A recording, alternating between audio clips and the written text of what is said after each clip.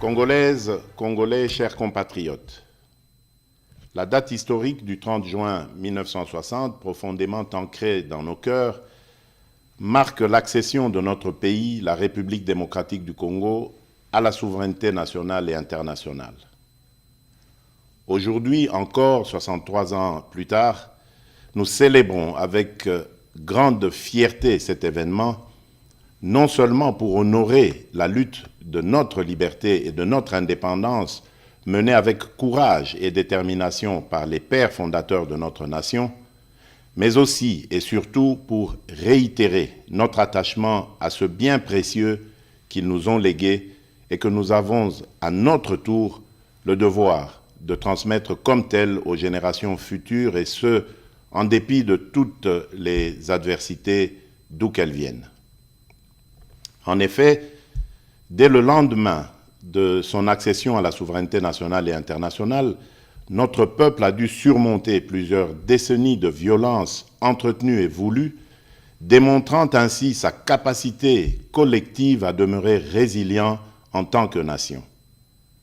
Ceci pour dire que l'indépendance est irrévocablement une valeur fondamentale de notre nation. Elle nous garantit la capacité à façonner notre propre destinée. Elle est une quête incessante de liberté, de dignité, de justice et de souveraineté. Elle constitue le socle de notre identité nationale, notre cohésion sociale, car elle nous permet de mettre en valeur notre culture, notre histoire et nos aspirations profondes. Il est vrai que cette année, la célébration de notre indépendance est teintée de tristesse, car notre intégrité territoriale est menacée par une force d'occupation étrangère. Certains de nos compatriotes en ce moment précis à l'Est ne peuvent pas jouir de cette liberté que nous célébrons parce que victimes de l'oppression des agresseurs. Je tiens à leur exprimer toute notre compassion et à les assurer de notre détermination à œuvrer sans relâche pour leur libération certaine. C'est la raison pour laquelle nous ne cesserons de rendre un hommage mérité à nos pères de l'indépendance, dont la vision lumineuse et la lutte nous ont permis de devenir et de rester, depuis 63 ans, un peuple libre, en dépit de toutes ces adversités. Mes chers compatriotes, au défi permanent de la préservation de la liberté chèrement acquise, nous devons inlassablement associer celui de la poursuite de la noble et grandiose œuvre qu'est la bataille pour le développement économique et social de notre pays, de manière à mériter ainsi le rêve et les sacrifices consentis par nos pères de l'indépendance. C'est seulement à cette condition que les générations futures pourront à leur tour être fiers de l'héritage que nous leur aurons légué. Cependant, laissez-moi vous dire que j'ai pleinement conscience de votre perplexité au regard de la baisse du pouvoir d'achat, surtout celui des plus démunis, dont les conséquences, bien que prévisibles sur le panier de la ménagère, se veulent pour certains difficilement surmontables.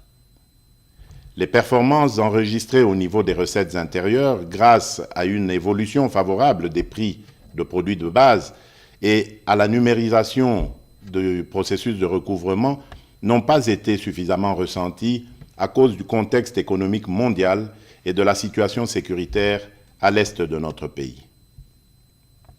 En effet, l'enlisement de la guerre en Ukraine, d'une part, a occasionné la hausse des prix mondiaux des commodités et des matières premières, de l'énergie et des produits de première nécessité, entraînant ainsi des pressions inflationnistes dans le pays et même au sein des économies les plus robustes du monde. Et d'autre part, la guerre à l'est du pays a provoqué une augmentation significative du volume des dépenses exceptionnelles dans le domaine de la sécurité en vue de garantir notre intégrité territoriale. Cependant, les perspectives à court et moyen terme demeurent favorables et stables. En effet, les prévisions du Fonds monétaire international pour 2023 sont de l'ordre de 8%, de 7,2% pour 2024 et de 7,5% pour 2025. C'est ainsi que je voudrais vous rassurer que l'amélioration des conditions de vie de mes concitoyens demeure au cœur de mes priorités quotidiennes. J'ai assigné au gouvernement de la République, sous l'autorité du Premier ministre et à la Banque centrale du Congo, la tâche particulière d'accentuer les efforts de stabilisation des paramètres macroéconomiques en vue de limiter au maximum les effets néfastes sur le panier de la ménagère, d'améliorer la gouvernance publique dans ces secteurs et de répondre autant que possible aux aspirations légitimes du plus grand nombre d'entre nous. Mes très chers compatriotes, au choc sus évoqué et que le gouvernement s'est ardemment employé à amortir, se sont ajoutées les menaces persistantes à notre intégrité territoriale et à la sécurité de nos populations et de leurs biens. En effet, le climat d'insécurité qui prévaut dans certains espaces de notre territoire national perturbe fortement la poursuite harmonieuse des ambitions que nous revendiquons collectivement. Comme vous le savez, notre pays fait face depuis de nombreux mois, dans sa partie orientale, à une agression vile et barbare perpétrée par un voisin belliqueux, le Rwanda, au nom d'intérêts obscurs et ignobles. Au regard du danger que court le pays, il vous souviendra que j'avais lancé l'année passée un appel patriotique à notre jeunesse de s'enrôler dans les rangs des forces armées de la République démocratique du Congo et de la police nationale congolaise. Quelques mois après cet appel, nous avons été heureux de voir plusieurs dizaines de milliers de jeunes compatriotes y répondre favorablement.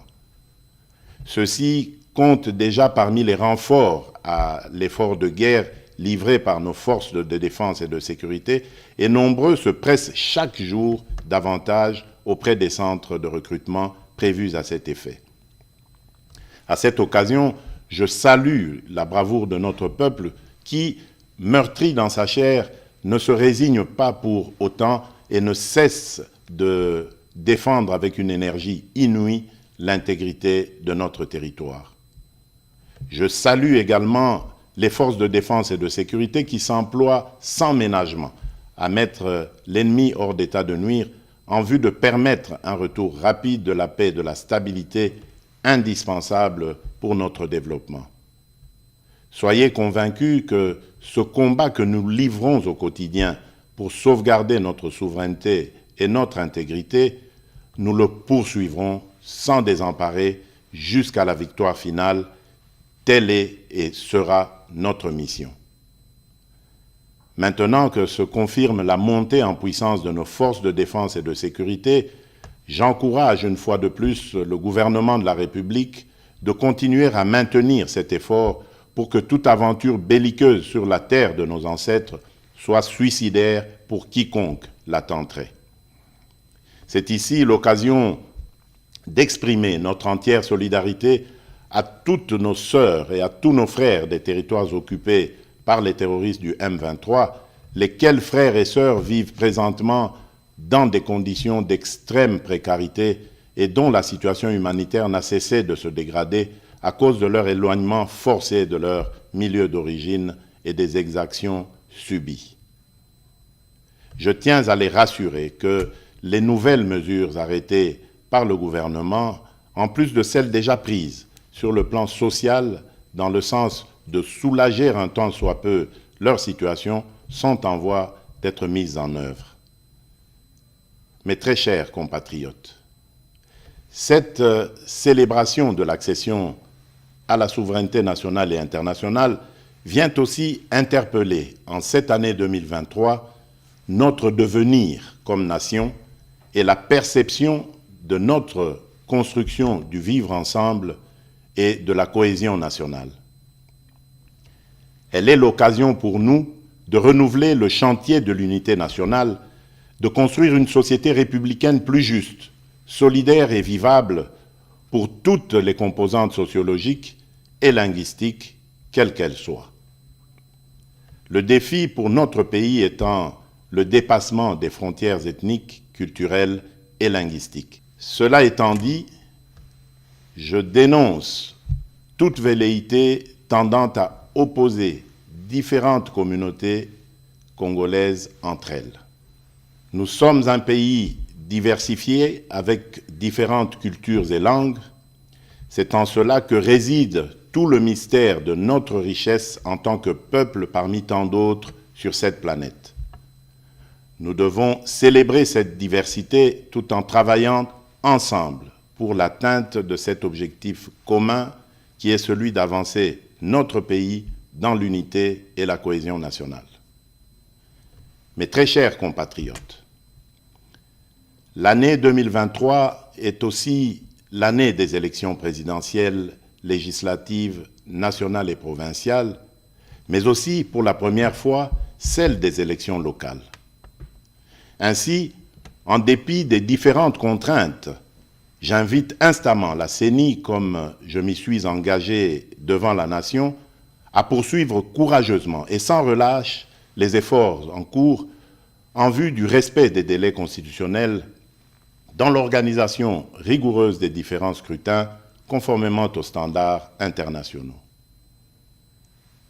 Au regard de l'évolution à ce jour des opérations électorales effectuées sur l'ensemble du pays, je félicite la CENI pour cette première partie du travail abattu dans le respect de sa feuille de route. De même, je rappelle au gouvernement de la République de continuer à faire sa part, notamment en prenant toutes les mesures nécessaires pour mettre les moyens financiers à la disposition de la CENI en vue de la tenue des élections transparentes et crédibles dans le respect des délais constitutionnels. En effet, ces élections donneront l'occasion aux vrais dépositaires de la légitimité populaire, c'est-à-dire le peuple congolais, de choisir librement celles et ceux qui seront appelés à assumer, pendant une période, la noble charge de la conduite des affaires de la nation au plan national ou local, dans l'intérêt général. Je vous invite donc à aller vers les prochaines élections dans un climat apaisé et serein, en maintenant sans relâche la cohabitation harmonieuse qui nous a toujours caractérisés et qui fait réellement la force de notre nation. Nous devons absolument, pour cela, préserver dans notre beau pays l'unité, la cohésion sociale et la stabilité, nonobstant nos convictions et nos choix qui peuvent, bien entendu, être divergents. En ma qualité de garant de l'unité nationale et de la stabilité de notre pays, je continuerai à jouer pleinement mon rôle pour assurer ce climat de paix qui doit mener le pays sur la voie du développement durable. Mes chers compatriotes, en ce jour mémorable, le défi majeur reste celui d'associer les couches les plus démunies de notre population dans cette orbite du développement, gage d'une véritable indépendance. C'est le rôle assigné au programme de développement local des 145 territoires, le PDL 145T en sigle.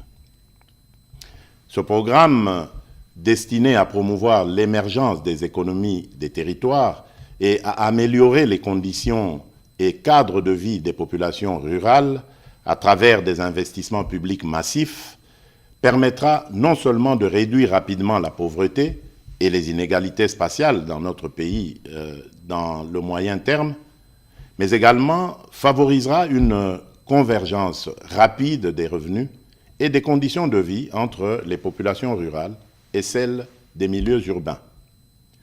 Je me réjouis de vous informer que les 3 agences d'exécution, chacune en ce qui la concerne, ont prévu de commencer à livrer les infrastructures socio-économiques de développement à la base, que sont les centres de santé, les écoles primaires et les bâtiments administratifs, dès le courant du mois de juillet prochain.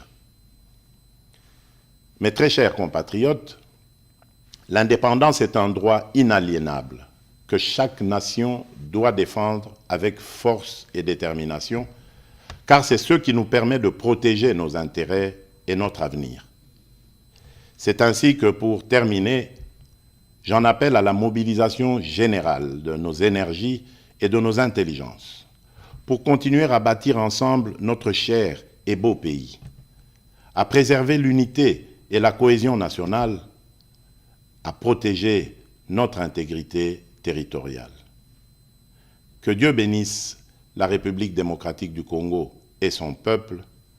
Joyeuse fête de l'indépendance à toutes et à tous. Je vous remercie.